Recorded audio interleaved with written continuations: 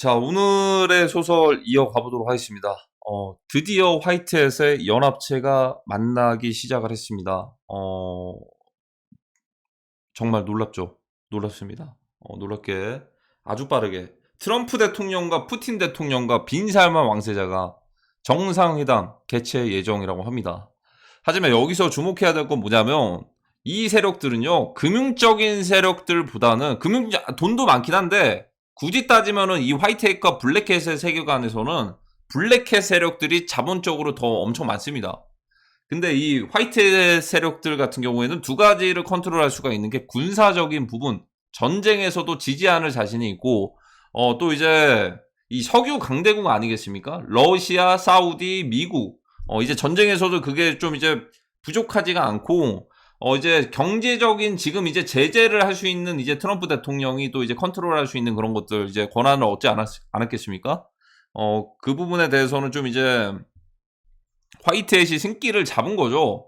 대신에 미국의 나스닥의 시가총액을 딱 이제 비교를 해서 나열을 해보면은 굳이 따지면은 블랙햇 세력들이 많이 또 이제 서포트를 받았던 엔비디아, 그리고 마이크로소프트, 빌의 마이크로소프트, 그리고 이제 젠슨왕의 엔비디아, 그리고 뭐 대만에선 TSMC와 같은 그런 부분들이 또 이제 높은 시가총액을 유지를 하고 있습니다. 이 시가총액이 전체 코스피, 코스닥 다 합쳐도 주가 종목 하나가 더 높아요, 이게.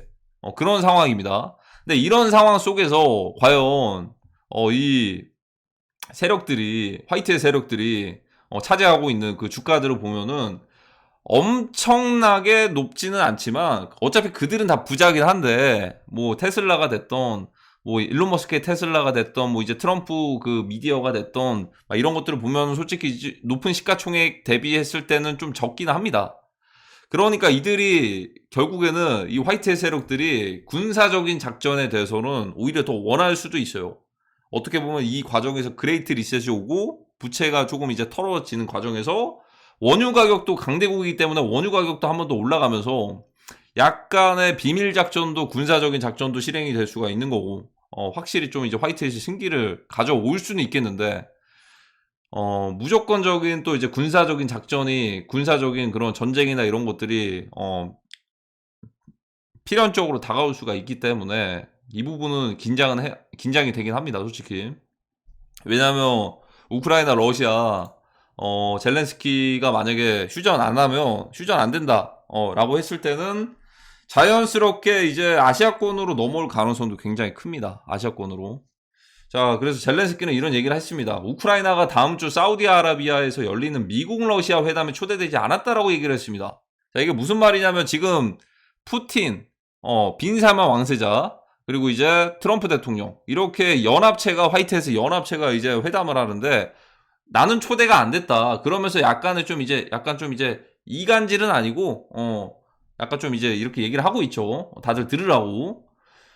그래서 암묵적으로 약간 유럽 국가들에게 서포트를 좀 지원 요청하는 듯한 모습으로 보였습니다. 왜냐면 이게 다 이어지죠. 다음에 이제 이렇게 보시면은 너무나도 반기고 있습니다. 유럽 국가들, 나토 연합국들을 반기고 있으면서 노르웨이는 이미 국내 방위 산업에 직접 투자하고 있으며 우리는 이 협력을 계속하기로 합의를 했습니다. 그러니까 너무 그냥 꼬리를 내려버리면 안 되니까 유럽 국가들한테 우리를 또 지원을 해달라고 얘기를 하고 있어요.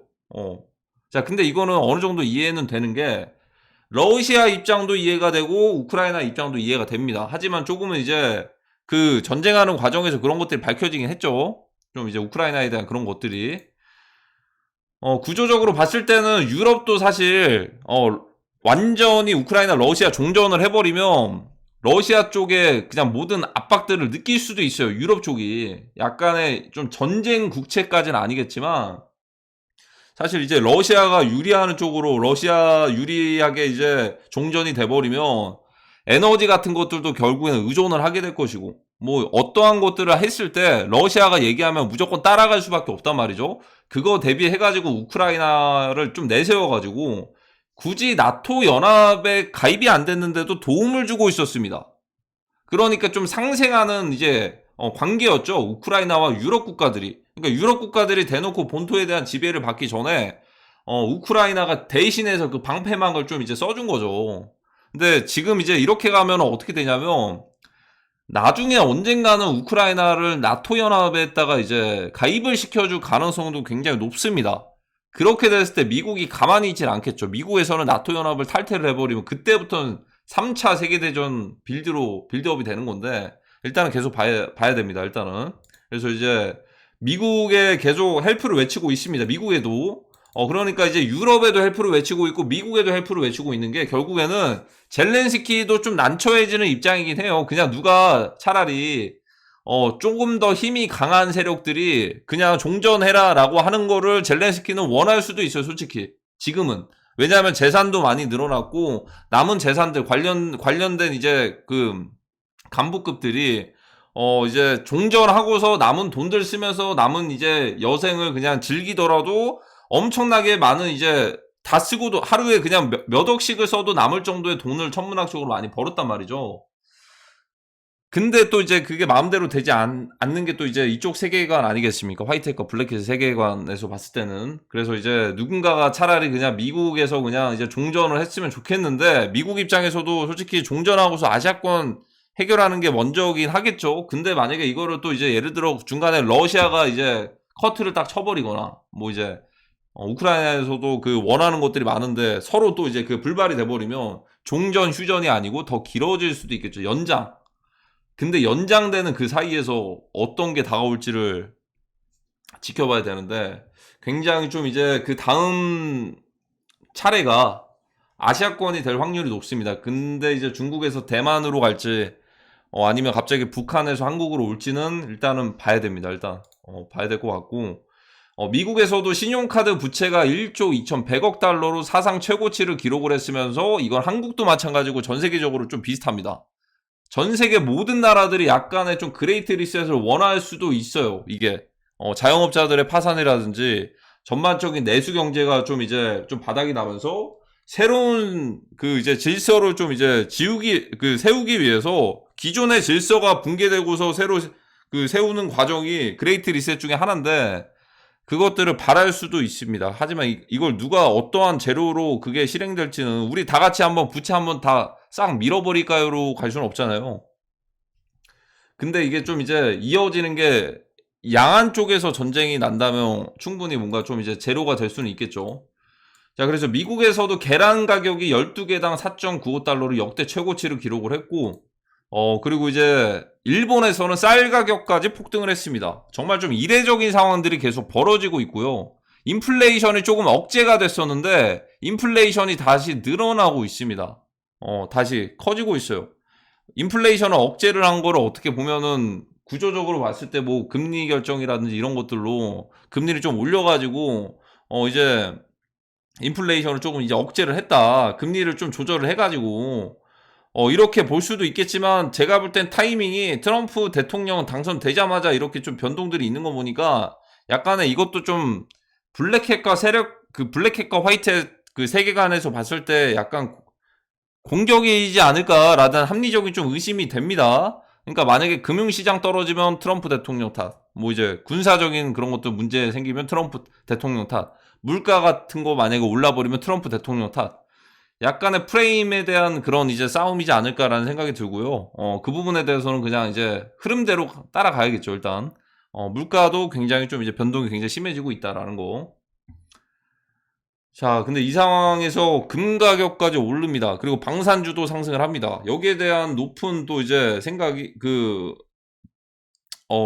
감이 딱 오는 게, 이거 뭔가 물가까지 올라가면서, 식품 가격까지 올라가면서, 금 가격까지 올라가면서, 방산주까지 올라가면서, 이건 뭐 우크라이나 러시아가 확전이 될까를 볼 수도 있겠지만, 확전보다도 아시아권에서 뭔가 분쟁이 벌어질 가능성이 높다라는 합리적인 의심이 들기도 합니다. 왜냐하면 중국에서는 2022년대 이후에 금을 계속해서 매집을 했습니다. 왜 매집을 했을까? 여기서 매집을 하는 이유가 이런 얘기들을 했어요. 어떤 걸 얘기를 했냐면, 이제 러시아에서 우크라이나를 침공했을 때 서방부터 해가지고 미국부터 제재가 심해서, 우린 이 사례를 극복하기 위해서 금을 모아야겠다라는 그런 이제 오피셜들이 나왔거든요. 그때 당시에. 이게 무슨 말이냐? 아니, 그러면 제재를 당할 것들을 미리 예상을 한 건가? 뭐지? 라는 거죠. 제재당한 상황이 뭐가 있겠습니까? 그쵸? 제재를 왜 당하지? 이게 그러면 비슷하게 생각을 해보면 러시아가 우크라이나를 침공을 했으니까 중국이 대만을 침공했을 때 제재당할 것들 대비해가지고 금을 모은 건가? 이렇게 생각을 할 수도 있죠. 그래서 이제 지금이 그 시기가 오니까 뭔가 좀 계속해서 올라가는 건가를 약간 방산주까지 올라가니까 좀 합리적인 의심이 드는 거고, 오히려 좀 좋게 갔으면은 이제 중국과 대만만 싸웠으면 좋겠네요. 개인적으로 봤을 때. 한국인들 입장에서는 우리는 오히려 이제 한국에서는 간절히 바라고 있는 그 수달 모양이 또 바라고 있는 것들이 있죠. EBS라고 그런 것들이 오면 좋겠지만, 일단은 이것 또한 뭐 국제 정세는 항상 모든 게 딱 정해진 것처럼 가는 게 아니고 그 작은 변수들 하나 때문에 바뀌기 때문에, 너무 또 이제 지금 상황에서는 너무 좀 맹목적인 좀 이제 희망보다는 약간의 중립에서 바라봤을 때는 일단 군사적인 그런 부분에 대해서는 좀 합리적인 의심이 좀 많이 된다라는 생각이 듭니다. 그리고 이제 여기서도 결국에 화이트헤이시 승리를 하겠는데, 이제 두 가지가 있는 것 같아요. 두 가지.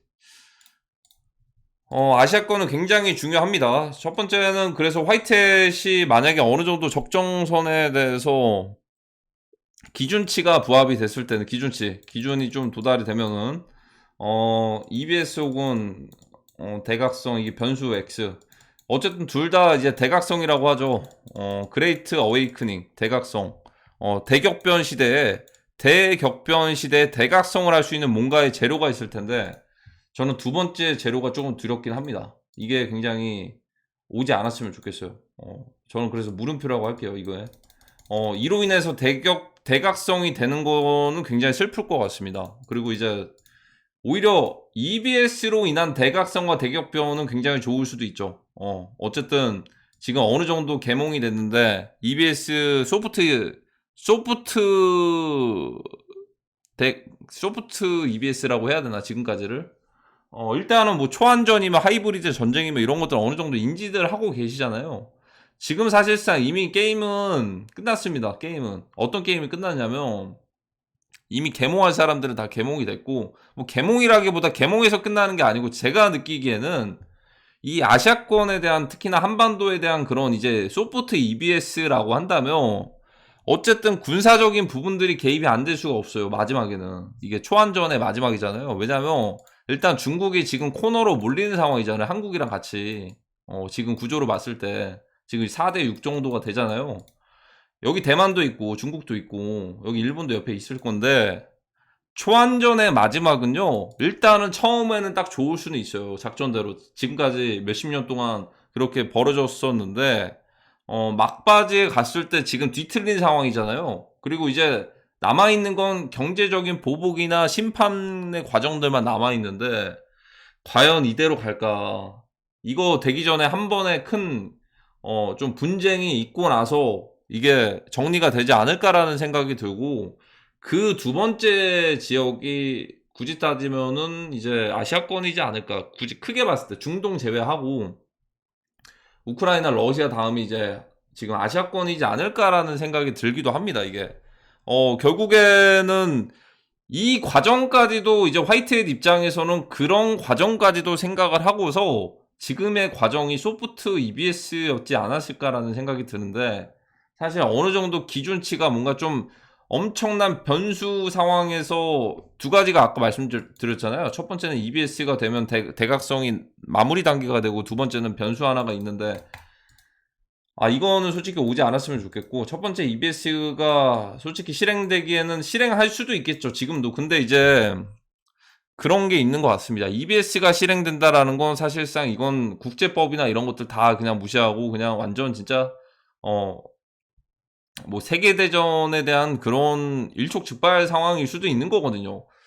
제가 봤을 때는 그래서 이제 러시아가 먼저 그렇게 한 게 힘을 좀 빼놓는 것 같았어요. 힘빼기를 좀 해놓는 것 같았습니다. 유럽 쪽에서 좀 이제 군사력이 됐던 뭐가 됐던 이런 부분에 힘을 좀 빼놓는 것 같았는데, EBS가 실행되기 위해서는 뭔가 그런 것들을 보여줬어야 됐는데, 그게 사실 나오지 않는 이상 사실 한국에서 나오기 힘들 수도 있죠. 그게 아니면은 지금의 과정이 결국에는 그 초안전의 마지막은 군사적인 부분들이 있으니까 거기에 대한 인지를 시켜주기 위한 하나의 소프트 EBS였지 않았을까라는 생각이 들고, 그 부분에 대해서는 솔직히 인지는 하고 있어야 될 것 같습니다, 지금. 그러니까 왜냐하면 금융적인 부분에서도 이제 이 블랙캣 세력들은 자본으로 이제 한 국가를 파산시킬 수도 있는 힘을 가지고 있기 때문에 저희는 어떻게 보면 이 화이트햇과 블랙햇의 그 고래 싸움에 새우들이 등 터지는 것처럼 그들의 이 싸움에서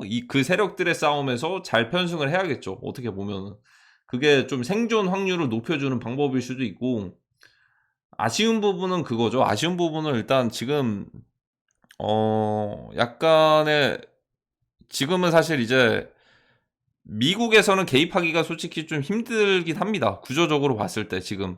왜냐면 이게 좀 많이 좀 뒤틀려진 것도 있고, 맹목적인 그 개입으로 인한 그것보다는, 일단은 사실, 결국에는 캐시파텔이 중요하겠죠. 캐시파텔 인준이랑 이제 캐시파텔이랑 이제 우크라이나랑 러시아 이거 두 개 정도 이제 중동은 인지를 합의가 됐고, 중동은 이미 좀 이제 일단 좀 물러사는 느낌이고, 이스라엘 하마스 이런 상황이죠. 근데 여기서 만약에 이게 이렇게 된다면 이 시기에 이 북한을 주목을 해야 될 수도 있습니다. 북한이 조금은 뭔 준비를 하는 건지 모르겠지만 약간 좀 삐딱선을 타고 있는 듯한 느낌들을 많이 줬고, 여기에 대해서 솔직히 북한에 대해서는 방심하면 안 될 것 같습니다. 지금까지의 WWE가 아니고 여당 집권 기간일 때 북한에서는 항상 국지전과 비슷한 도발들이 이루어져 왔거든요. 여당 집권 기간일 때. 지금 그런 비슷한 게 오물풍선에서 끝날 거라는 생각이 안 들고, 지금 무정부 상태에서 컨트롤 타워가 마비가 된 상황인데, 이제 북한이 가장 노려보기 좋은 구간일 수도 있다. 이 부분에 대해서는 안전불감증이 조금 이제 사라지는 게 좋을 수도 있어요. 당분간은 한 2-3월까지는. 그래서 북한의 움직임을 딱 봤을 때는 중국 쪽 국경도 개방이 되기도 했고, 뭔가 좀 이제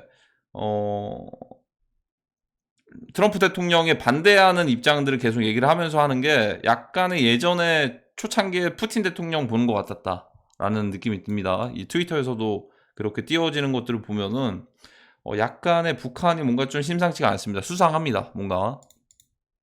그래서 저희 빼빼 패밀리 분들은 지금은 솔직히 뭐 밈코인이나 이런 것들도 중요할 수도 있습니다. 왜 중요할 수도 있냐면 앞으로 디지털 패권을 누가 가지냐에 대한 그런 싸움들이 올 수가 있기 때문에 중요하긴 한데, 지금 일단은 저는 그런 시기는 엄청난 민코인 슈퍼불장 사이클은 올 거라고 보고 있거든요. 그게 결국에는 디지털 지갑으로 덱스 거래를 하는, 덱스에서 요즘에는 굉장히 좀 많이 보완이 됐죠. 완화가 됐죠. UI나 UX도 그렇고. 그런 시기는 엄청난 기회가 될 건데, 지금은 솔직히 좀 국제 정세 트렌드를 좀 따라가야 되지 않을까라는 생각이 들고, 그러니까 예를 들어 그런 시기도 있었습니다. 이제 둘 다 상관없이 미중 땡땡 전쟁, 관세 전쟁 이런 게 아니고 다 같이 좋았던 그런 이제 불장 그런 시기도 있었는데, 지금은 솔직히 고래 싸움에 새우 등 터지는 시기여서 일단 뭐 불장이고 뭐고 그런 것도 중요하겠지만 일단 정세가 저는 가장 먼저인 것 같아요. 지금 구간은. 근데 만약에 2월 달만 잘 넘어가면은 2월 달만 넘어가면 저는 오히려 3, 4, 5, 6월 달까지 그냥 안전할 것 같다라는 생각이 들고요. 오히려 지금 그러니까 가장 중요한 건 2월 달인 것 같습니다. 방학이 끝나기 전에 2월 달. 이 시기가 가장 중요한 것 같고, 가장 먼저 봐야 될 거는 우크라이나 러시아에 대한 종전 움직임, 아니면 휴전에 대한 움직임을 봐야 될 것 같고요. 정말 다이나믹하게 종전과 휴전이 이루어지면은 정말 다행입니다. 정말 다행이고, 그러면은 뭔가 좀 소프트하게 아시아권이 좀 이제 그 다음 차례가 올 수가 있는 거예요. 더 좋은 상황으로. 근데 만약에 그게 안 되면은 그때는 조금은 솔직히 좀 이제 긴장이 좀 되긴 하네요. 일단 이게 대격변 시기라고 하니까 뭔가 그런 것들이 있어요. 약간 좀 이제 새로운 질서가 세워지기 전에 기존의 구 질서가 붕괴되고 세워지는 건데 지금이 딱 그런 시기인 것 같습니다. 전 세계적으로 봤을 때 뭐 자영업자분들은 물론이며 약간의 좀 이제 막바지에는 인플루언서들에 대한 그런 수요들이 많아지면서 기존의 구 트렌드 이제 그 부채도 많이 쌓이고 예를 들어 이제 내수 경제도 조금 이제 안 좋아지면서 약간의 또 이제 그 폭탄의 폭탄 같은 스노우볼이 계속 쌓이면서 조금만 건드리면 터지는 그런 순간에 거기다가 이제 막바지에 식량까지 올라가는 식량 가격들, 이제 우리 의식주 중에서 이제 식에 해당하는 이제 먹을 것들까지도 이제 올라가다 보니까 약간의 뭐 양극화에 대한 그런 것들보다는 뭔가 좀 이제 그 재난과 위기와 뭐 식량 부족과 이런 시기들이 맞물리는 것 같아요. 최근에 LA의 그 상황들을 보다 보니까 이게 참 그런 시기구나. 그 영화에서도 많이들 알려주긴 했거든요. 뭐 리브 더 월드라든지 아니면 뭐 비슷하게 내전 상황이나 뭐 그 재료들은 다 비슷해요. 그러니까 어쨌든 식량이 부족하고 서바이벌처럼 돼버리고 막 이제 그 위기 상황이 돼버리면서 그게 재료들은 뭐 예를 들어 막 갑자기 뭐 좀비가 나타난다던가 뭐 소행성이 충돌을 한다던가 내전이 난다던가 뭐 퍼지데이처럼 갑자기 뭐 무질서한 그런 그 시대가 온다던가 막 이런 것들 재료가 다를 뿐이지 전체적인 구조적인 틀은 좀 비슷했던 것 같습니다. 그 부분에 대해서 25년은 굉장히 좀 중요할 수 있을 것 같습니다. 일단 그래서 이제 가장 중요한 거는 정세 일단 가장 먼저 우크라이나 러시아 봐야 될 것 같습니다. 일단은 우크라이나 러시아가 휴전이나 종전을 하게 되는지를 봐야 될 것 같고 캐시파텔 인증 과정들 그리고 국내 상황은 이제는 좀 기도뿐입니다. 솔직히 기도뿐이고 왜냐하면 정세가 혼란스러운 상황에서 사실 한국에서는 솔직히 힘이 없죠. 그냥 이제 세력들끼리의 싸움에서 누가 그 승기를 잡느냐에 따라서 결정이 될 거기 때문에 그 부분에 대해서는 아무리 힘이 있어도 그럴 것 같기는 합니다. 솔직히 지금의 상황에서는 좀 이제 급박하게 움직이니까 그래서 다음 소설에서 이어서 오도록 하겠습니다.